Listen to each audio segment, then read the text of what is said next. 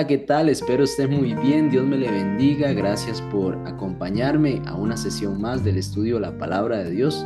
La lección número 3 para esta semana, el título es Para agradar a Dios. ¿Qué debemos hacer nosotros, los seres humanos, con tantos defectos, para agradar a Dios? Bueno, vamos a preguntarle a las escrituras qué debemos hacer para agradar a Dios. Sin más, vamos a continuar.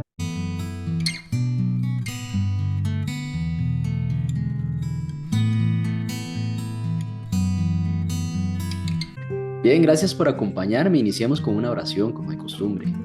Padre Santo, muchas gracias, oh Dios, nueva oportunidad nos das de estudiar tu palabra. Señor, queremos suplicar, nos ilumines, tu Santo Espíritu toque nuestra mente, nuestros pensamientos para que tu palabra se impregne en nuestra vida y podamos contemplar a Cristo. Te lo pedimos en el nombre de Jesús. Amén. Bien, el texto para memorizar en Sofonías capítulo 3, versículo 17. Ahí en su pantalla le pido me acompañe. Dice así la palabra de Dios. Jehová está en medio de ti. Él es poderoso y te salvará. Se gozará por ti con alegría. Callará de amor. Se regocijará por ti con cánticos. Qué lindo mensaje nos da Sofonías diciendo que Dios es todopoderoso y que nos va a salvar. Se va a gozar por hacer eso. Callará de amor. Tanto amor nos tiene Dios a nosotros y se va a regocijar por ti con cánticos. Una expresión de amor importantísima e impresionante nos trae aquí Sofonías. La lección nos hace una ilustración de un niño queriéndole dar un regalo a su papá. Este niño con su esfuerzo consiguió algo que pensó que a su papá le iba a gustar mucho y ahí lo envolvió a como él pudo. Sin embargo, aunque pues era un acto conmovedor de parte de un hijo a su papá, un niñito de 5 años, podemos decir, pues el papá parece que no actuó de la mejor manera, porque le restó importancia al gesto del niño y más bien lo hizo sentir como que si él no ocupara de ese regalo, porque claramente podemos saber que el papá puede comprarse cualquier cosa que el niño en su capacidad de obtener algo, pues se lo dio a su papá. Podemos decir que este padre fue un padre frío, un padre insensible. Algunos podrían definirlo como sin corazón, porque realmente pudo haber actuado mejor con su hijo, hacerle sentir bien por ese acto de esfuerzo que hizo el niño en sus capacidades de llevarle eso a su papá, queriendo agradarle. Pero bueno, el papá fue muy insensible y no, pues fue la mejor respuesta para el niño.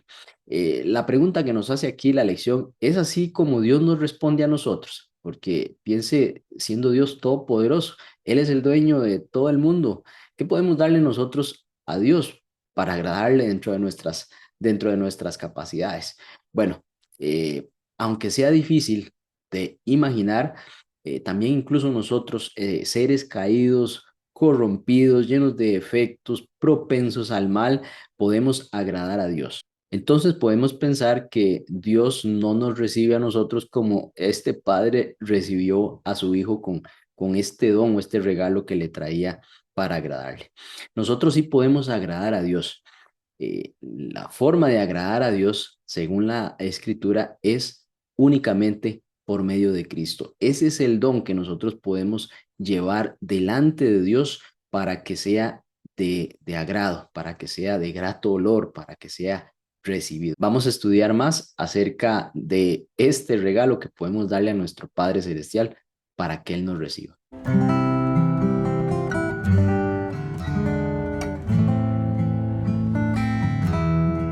En Lucas capítulo 15, versículos 11 al 32, encontramos la historia conocida, la parábola del hijo pródigo. En esta parábola encontramos cómo un hombre tenía dos hijos y el menor de ellos, el más joven, le dijo a su papá: Padre, dame la parte de los bienes que me corresponde. Y así hizo el padre. No muchos días después, dice que juntándolo todo, el hijo menor se fue lejos y además a una provincia apartada, y allí desperdició todo, sus bienes, viviendo perdidamente, juntándose con pues, malas personas, malgastando ese dinero, la herencia, ¿no? Cuando ya todo lo hubo malgastado, vino una gran hambre en aquella provincia y comenzó a faltarle. Claro, ya había gastado la herencia de su padre. Y fue y se arrimó a unos ciudadanos de aquella tierra, buscando socorro, buscando pues solventar sus necesidades básicas. Y ahí encontró pues un trabajo, apacentando cerdos. Este muchacho que había tenido bastante en la casa de su papá, no le faltaba nada, pues ahora le faltaba de todo. Y el único trabajo que podía realizar y que había obtenido en esa pobreza también de esa provincia, pues era apacentando cerdos. Deseaba llenar su vientre de las algarrobas que comían estos animales, pero nadie le daba. Qué triste tener mucha hambre uno y pues ver unos animalitos comiendo y querer de esa comida. Y ni eso le dan a uno para saciar el hambre. Esto le estaba pasando a este muchacho que de seguro no estaba siquiera acostumbrado a padecer eso. Reflexionando, dice, volviendo en sí, reflexionando, dijo, ¿cuántos jornaleros en la casa de mi padre tienen abundancia de pan? Y yo aquí perezco de hambre. Note que lo que le hizo reflexionar a este muchacho era el hambre que tenía. Pues dice que cuando sintió esa hambre y no pudo comer, pues se acordó de que en la casa de su padre había abundancia de pan, inclusive para los jornaleros. Me levantaré. Una decisión tomo aquí importante. E iré a mi padre y le diré, Padre, he pecado contra el cielo y contra ti. Y ya no soy digno de ser llamado siquiera tu hijo. Hazme como a uno de tus jornaleros. Note que aquí este muchacho dejó a un lado su orgullo y prefirió ir a pedirle perdón a su papá, reconociendo que había hecho mal. Así parece, según la declaración. En el versículo 20 dice, y levantándose, entonces vino a su padre. No sabemos cuánto tardó ese camino. Ese muchacho llevaba mucha hambre de seguro. El versículo 20 dice, y levantándose vino a su padre, y cuando aún estaba lejos, lo vio su padre y fue movido a misericordia. El papá tuvo misericordia de su hijo y corrió y se echó sobre su cuello y le besó. Es decir, recibió a su hijo pues misericordiosamente, se conmovió verlo llegar.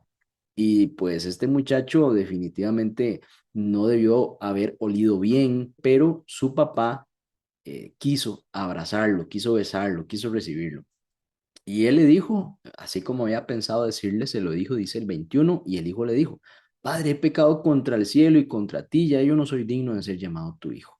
Pero el padre dijo a sus siervos, aquí vemos una actitud de regocijo del papá, porque le dice, sacad el mejor vestido y vestidle, y poned un anillo en su mano y calzados en sus pies, y traed el becerro gordo y matadlo, y comamos y hagamos una fiesta.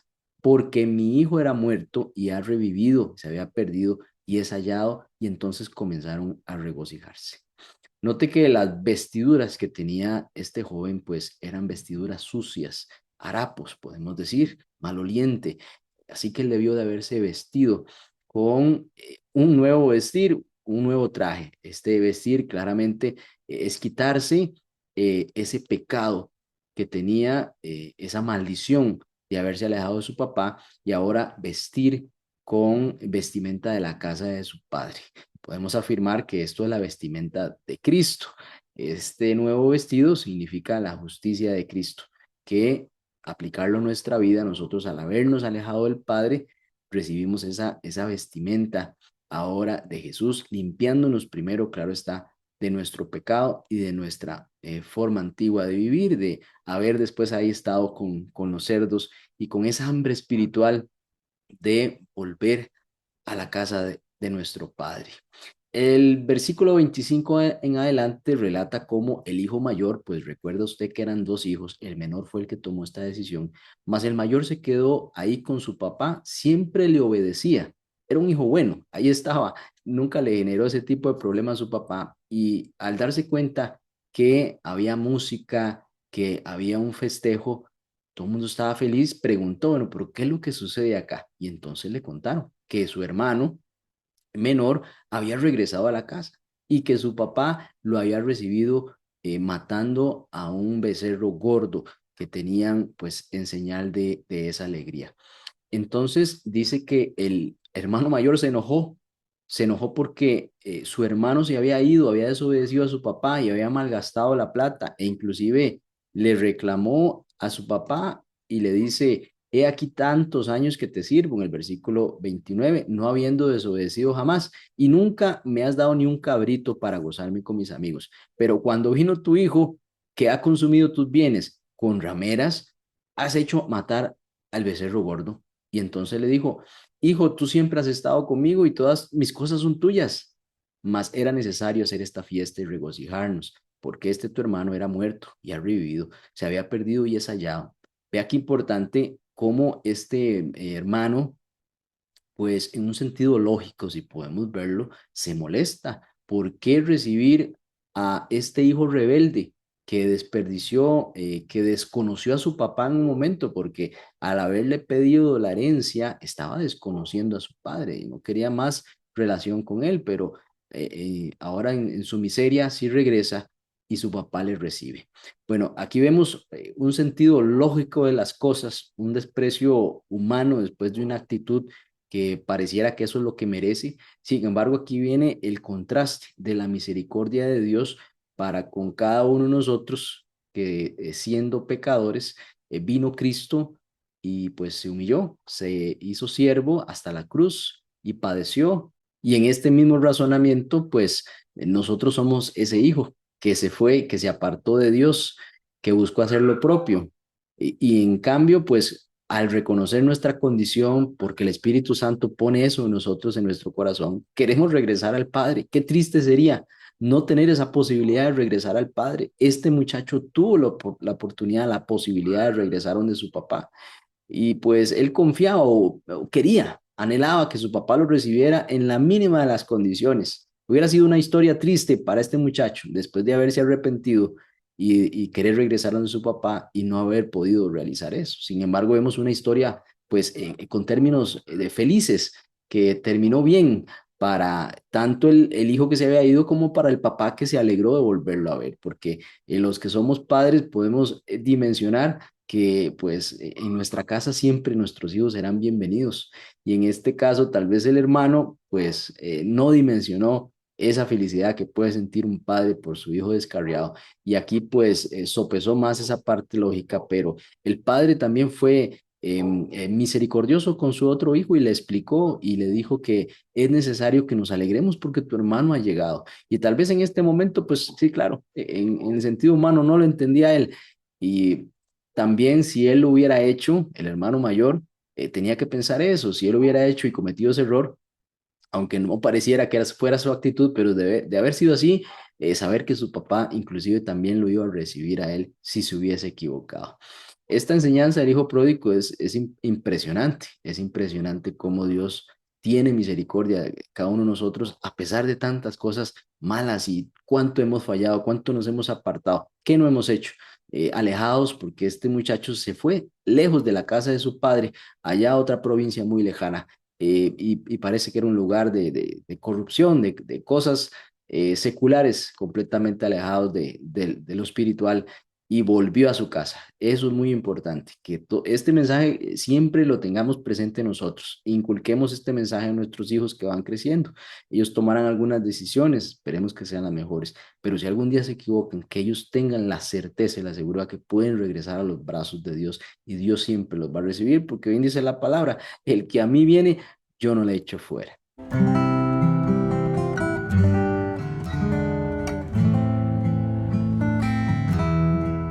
Aunque usted y a mí nos cueste imaginarlo, Dios considera a cada persona con un valor incalculable. Por eso Dios se regocija cuando una persona se arrepiente y decide regresar a los brazos de su Padre. En Sofonías capítulo 3, versículo 17, el texto a memorizar de esta semana, dice: Jehová tu Dios está en medio de ti. Qué impresionante esta característica de Dios de querer estar en medio de nosotros. Dios en su magnificencia quiere estar con nosotros, seres perecederos, con tantos defectos. Dios quiere acercarse a nosotros. Dice que Él es poderoso y ese poder es el que nos va a salvar. Y cuando eso suceda, Dios mismo se regocijará, dice la palabra, por ti con alegría, por cada uno de nosotros. Cuando nosotros nos arrepentimos, Dios se alegra. Dios tiene un gran gozo cuando un pecador se arrepiente. Guardará silencio por su amor se regocijará por ti con cánticos. Qué expresión tan bella nos relata este texto del sentir de Dios cuando alguien decide aceptar su amor y ser recíproco, responderle aceptando a Cristo. En Isaías capítulo 62, versículo 4 dice, nunca más te llamarán desamparada, ni tu tierra se dirá más desolada, sino que será llamada Jefzibá, y tu tierra Beula, porque el amor de Jehová estará en ti, y tu tierra será desposada. Aquí vemos un ejercicio comparativo, pues Jefzibá significa mi delicia, la delicia de Dios, y la tierra recibiría el nombre de Beula, que significa casada. Dios está haciendo una comparación de esa relación que puede tener con su pueblo como el de un esposo con una esposa, que estaba sola, que estaba desamparada, que nadie la quería, que era imposible que alguien la desposare. Bueno, aquí Dios desposa al pueblo, a su esposa, y le llama su delicia, porque como dice el texto, el Señor se deleita en ti y te reclamará como su esposa. El pináculo mismo de la alegría de Dios está reservado para el día de la restauración, cuando Él recibirá a su pueblo y se regocijará a causa de nosotros, así como en la parábola del hijo pródigo, el padre se regocijó cuando vio a su hijo regresar. En Efesios capítulo 5, versículos 25 al 28, nos presenta esta hermosa relación que tienen los esposos con sus esposas, la invitación que dejen de tener el marido y la mujer. Dice, maridos, amad a vuestras mujeres, así como Cristo amó a la iglesia y se entregó a sí mismo por ella. Así debemos amar a nuestras esposas como Cristo amó a la iglesia y se entregó a sí mismo por ella, entregó su vida por su esposa, por la iglesia, para santificarla, para ponerla bonita, habiéndola purificado en el lavamiento del agua por la palabra, a fin de presentársela a sí mismo. Es un trabajo que hizo Cristo para sí mismo, una iglesia gloriosa, que no tuviese mancha ni arruga ni cosa semejante, sino que fuese santa y sin mancha. Así también los maridos deben amar a sus mujeres como sus mismos cuerpos. En principio bíblico, debemos amar al prójimo como a nosotros mismos, como no más a nuestra esposa, siendo que somos uno. El que ama a su mujer, a sí mismo se ama.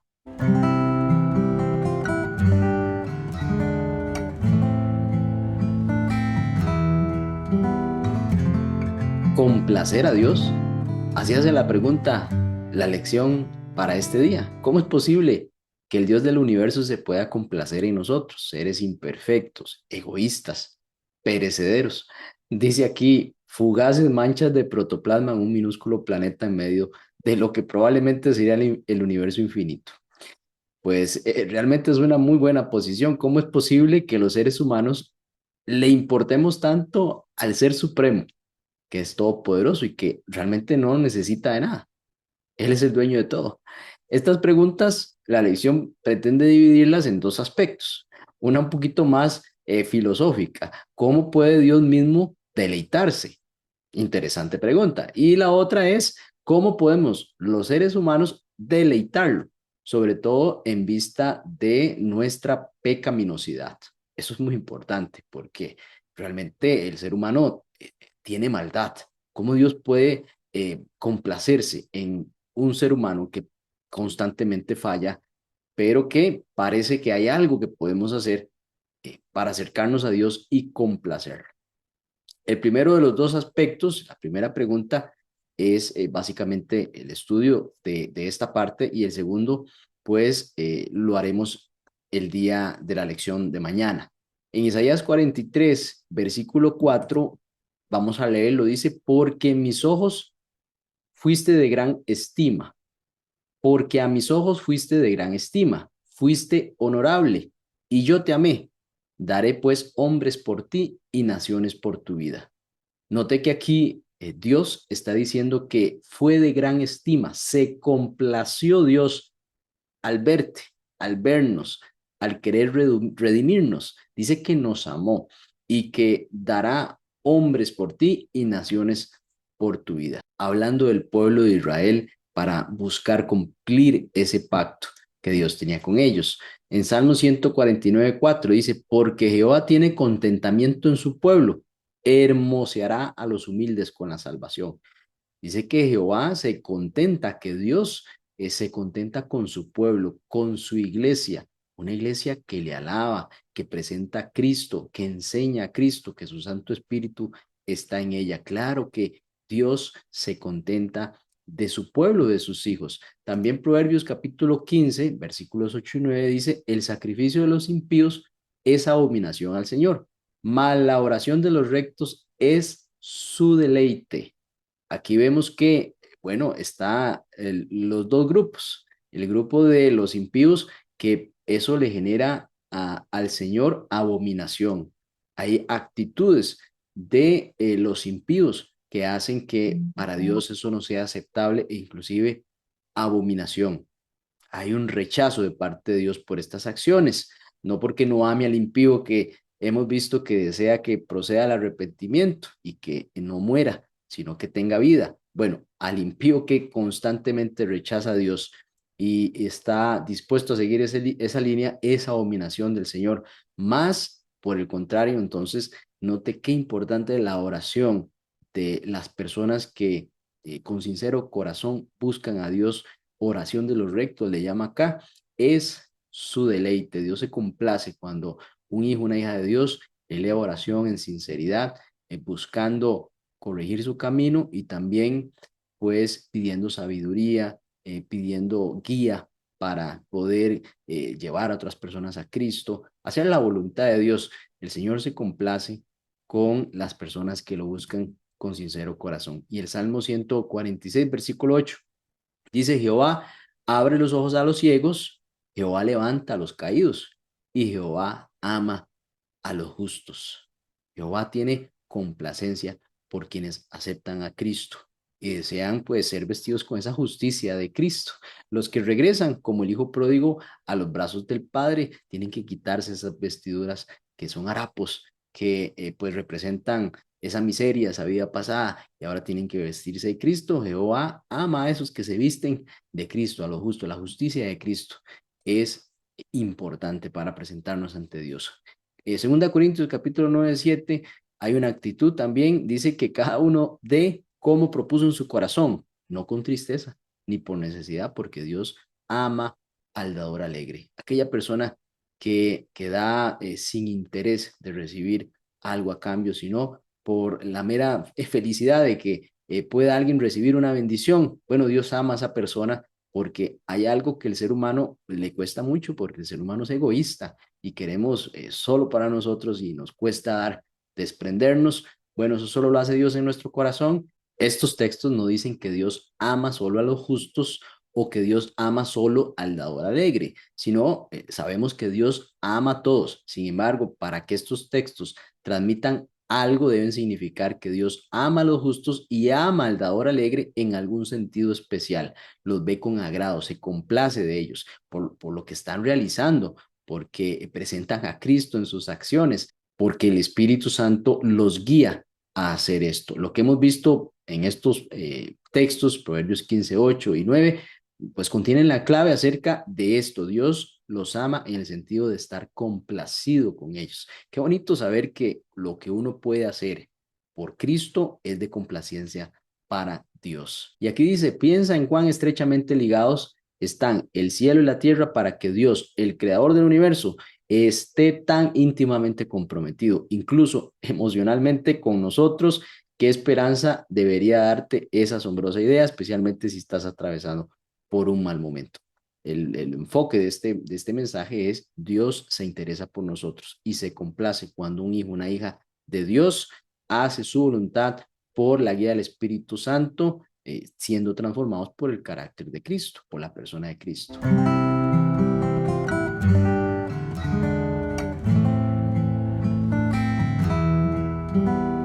Dios nos amó primero. Nos amó antes de cualquier respuesta humana, sea que la aceptemos o no. Nos amó incondicionalmente. Por eso Dios siempre busca acercarse al ser humano, porque nos amó primero. Así Adán y Eva, en el momento en que pecaron, se escondieron y Dios se acercó a ellos porque les amaba. quería redimirlos, quería que ellos, a pesar de su vergüenza, sintieran que podían acercarse a Él. Romanos capítulo 5 y versículo 8 dice, el amor de Dios se manifestó, mas Dios muestra su amor para con nosotros en que, siendo aún pecadores, Cristo murió por nosotros. Es incondicional, mas Dios muestra su amor para con nosotros, que aun siendo pecadores, aquí está la parte incondicional, porque no lo merecíamos, no era algo que nosotros quisiéramos o pudiéramos siquiera hacer algo por nosotros mismos o por alguien más. Dios toma esta iniciativa para salvar al ser humano. Esa clase de amor inmerecido solo proviene de Dios. No hay nada que podamos hacer que cause que Dios nos ame. Por eso es que en este análisis me parece que lo mejor y la mejor respuesta hacia Dios es corresponderle también con amor. Jeremías capítulo 31, versículo 3 dice, Jehová se manifestó a mí hace ya mucho tiempo, diciendo, con amor eterno te he amado. Por lo tanto, te prolongué mi misericordia. Con amor eterno te he amado. Nosotros no somos eternos, apenas nacimos años atrás. Bueno, dice la palabra que Dios ya nos ha amado en la eternidad. ¿Cómo es eso? Realmente no lo podemos entender, pero así es el amor de Dios. Él es amor y pues nos ama con esa intensidad que nosotros no podemos realmente dimensionar. Primera de Pedro, capítulo 2 y versículo 4 al 6 dice, acercándonos a él, que es la piedra viva, desechada ciertamente por los hombres, mas para Dios escogida y preciosa. Vosotros también como piedras vivas. Y justamente la lección de este día lleva como título Piedras vivas. Sed edificados como casa espiritual y sacerdocio santo para ofrecer sacrificios espirituales aceptables a Dios por medio de Jesucristo. Jesucristo es la única forma, la única persona por la cual usted y yo podemos acceder al Padre. Cuando usted y yo ofrecemos un sacrificio espiritual de nuestra razón, cuando ofrecemos culto a Dios, lo hacemos en nombre de Jesucristo, por sus méritos, porque Él es quien agradó a Dios por medio de su obediencia hasta la muerte, cumplió con toda la ley cuando estuvo aquí en la tierra y pues nos enseñó a nosotros a amarnos los unos a nosotros, a amar a Dios y pues todo sacrificio espiritual que se ofrece al cielo va en nombre de Jesucristo. Así es como debemos hacerlo, porque esa es la forma en la que Dios acepta nuestra oración. Pero sin fe es imposible agradar a Dios porque es necesario que el que se acerque a Dios crea que le hay y que es galardonador de los que le buscan. Debemos acercarnos a Dios con fe de que Dios existe, que galardona. Tenemos que acercarnos diciendo que creemos que Él envió a su Hijo Jesucristo para morir por nosotros, que aceptamos ese sacrificio y que creemos que los méritos de Cristo son suficientes y necesarios para poder ser recibidos nosotros en el cielo por esos méritos, vestidos de su justicia y logrando acercarnos al Padre en ese pacto de amor que Cristo pudo hacer, que se llama la reconciliación entre el cielo y nosotros. Asimismo, sin la intervención de Dios, pues nosotros, las personas caídas, somos incapaces realmente de aportar nada valioso a Dios. Sin embargo, en la gracia misericordiosa de Dios, Él abrió ese camino, abrió esa forma de poder acceder y lo hizo a través de la obra de Cristo. Concretamente, por medio de Jesucristo podemos ofrecer sacrificios espirituales agradables a Dios. Así lo dice Primera de Pedro 2:5. Sabiendo pues que los que responden a las amorosas propuestas de Dios, son considerados dignos en virtud de la mediación de Cristo, quienes somos transformados a su semejanza. La obra redentora de Dios no es solo algo hecho para nosotros, sino también en nosotros.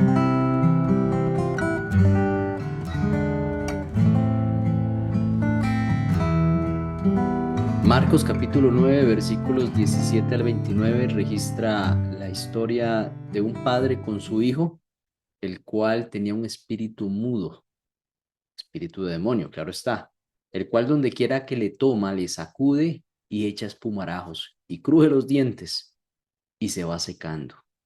Y dije a tus discípulos, le cuenta a este hombre, este padre, a Jesús, que lo echasen fuera, pero ellos no pudieron.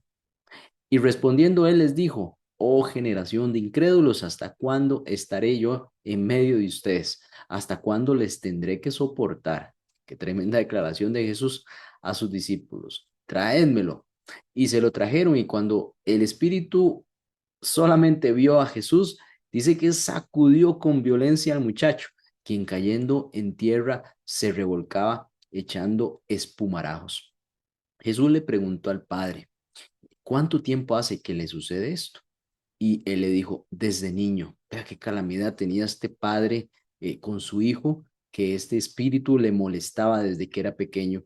Y muchas veces dice que inclusive le echa en el fuego y en el agua para matarle. Pero si puedes hacer algo, ten misericordia de nosotros y ayúdanos. Note cómo el enemigo desea destruirnos, desea quitarnos la paz, desea prácticamente matarnos. Si puedes hacer algo, dice el Padre, ten misericordia, ayúdanos, Señor, ayúdanos, ten misericordia de nosotros. Y Jesús le dice algo importantísimo. Le dice, si puedes creer, al que cree, todo le es posible. Note que Jesús tenía el poder, pero le está dando también autoridad a esta persona, a este padre, de que si en él está el creer, eso que Jesús va a realizar es posible. Quiere decir que de usted y de mí también depende que los milagros se realicen. Dice que inmediatamente el padre, al escuchar esto, clamó y dijo, creo. En ese momento hay una declaración de fe. Creo.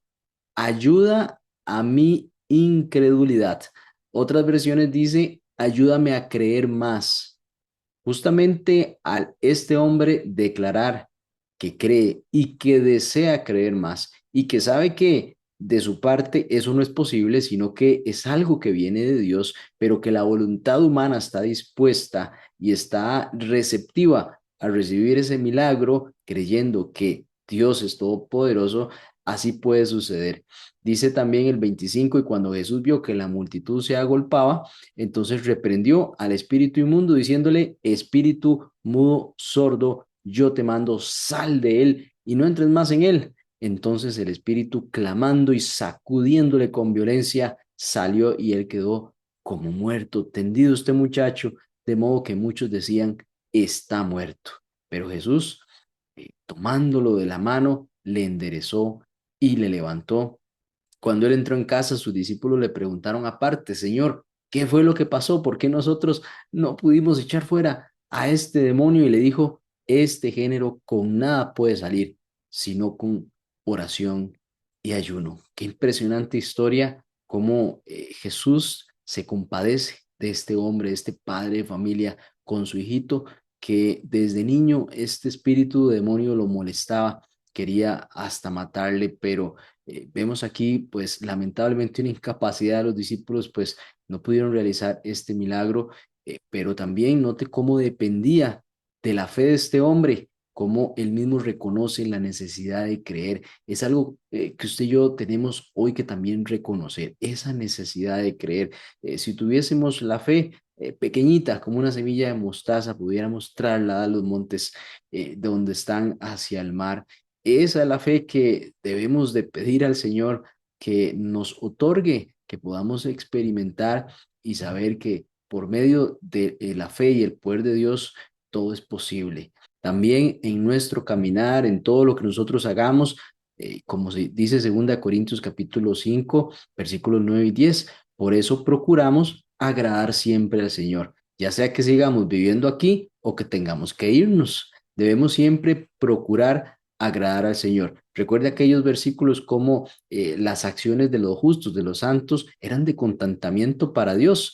Dios se agradaba en esas acciones, no porque únicamente los amara a ellos, Dios ama a todo el mundo, pero se contenta cuando hijos e hijas del reino hacen la obra del Espíritu Santo encomendada por Cristo. Colosenses capítulo 1, versículo 10, para que andéis como es digno del Señor. Oiga, qué tremendo andar digno del Señor, agradándole en todo. Qué importante, debe ser un objetivo diario, ¿no le parece? buscar agradar al Señor durante todo lo que nosotros hagamos. Y eso se realiza, mire usted, llevando fruto en toda buena obra. Cuando usted y yo llevamos fruto en toda buena obra, no es un tema de que por medio de eso es que usted y yo somos salvos. Ese tema ya lo tenemos claro en el repaso previo, como por lo menos de méritos de Cristo es que lo logramos, pero nuestra buena obra agrada a Dios porque eso significa que realmente fuimos impactados por Cristo y que al aceptar su amor, pues queremos reflejarlo en otras personas. Y dice, y creciendo en el conocimiento de Dios. El conocimiento de Dios es el conocimiento de Jesucristo, la sabiduría de Dios es Cristo. Primera de Tesalonicenses, capítulo 4, también nos habla de la vida que agrada a Dios. Ahí puede leer el versículo 9 dice, pero acerca del amor fraternal no tenéis necesidad que os escriba, porque vosotros mismos habéis aprendido de Dios que os améis los unos a los otros. Es fundamental. Los cristianos tienen que mostrar amor hacia el prójimo. El prójimo no necesariamente es el más cercano, ¿verdad? De mi familia. Es el que muchas veces es difícil de trabajar y que inclusive podemos hasta recibir algún tipo de ofensa o agresión. Tenemos que trabajar eso muy bien de la mano de Dios. Como Enoc fue traspuesto para no ver muerte, recuerda en Hebreos 1, 11, 5 nos dice, y no fallado porque Dios lo traspuso y antes que fuese traspuesto tuvo testimonio de haber agradado a Dios. Todo lo que hacía Enoc buscaba agradar a Dios. Qué importante, sabía de su situación defectuosa, de problemas que podía tener Enoc en este mundo como usted y como yo, pero cada uno de esos problemas Enoc buscaba agradar a Dios. Es muy importante que hoy nos propongamos eso. De pronto amanece el día y nosotros agradecemos a Dios que pues nos dio un día nuevo, agradecemos por todo lo que hemos podido percibir de su amor, le pedimos que nos perdone, le pedimos que nos ayude a llevar el día, pero ¿qué le parece si nos proponemos también, Señor, ayúdame a agradarte en este día, que mis acciones te agraden para que hayas en mí contentamiento? Así pues, si algo demanda diligencia, no seamos perezosos, sirvamos al Señor con espíritu ferviente, gocémonos en la esperanza, soportemos el sufrimiento, seamos constantes en la oración y ayudemos a los hermanos necesitados. Practiquemos la hospitalidad, como dice Romanos capítulo 12, versículos 10 al 13. Si Dios nos acepta a través de Cristo, ¿cuánto más deberíamos aceptar a los demás? ¿Qué luz arrojan sobre esta idea el mandamiento de amar a tu prójimo como a ti mismo y la regla de oro de tratar a los demás como quieres que te traten? Vamos a orar para finalizar. Señor, muchas gracias. Hemos estudiado tu palabra y hemos visto, Padre, cómo debemos de ser esas piedras vivas, las cuales prediquen, reflejen el amor de Cristo. Gracias porque tu palabra nos motiva a agradarte, a hacer las cosas que te agradan, a caminar en tus caminos, a seguir la voz del Espíritu Santo para reflejar a Cristo. Queremos que hayas contentamiento en nosotros, que te agrades de tu iglesia, que te alabemos en el nombre de Cristo, pidamos siempre y así nuestras oraciones sean aceptas ante el trono celestial. Gracias por escucharnos, oh Dios, en el nombre de Jesús. Amén. Muy bien, nos vemos la próxima semana, si el Señor así lo permite. Hasta pronto.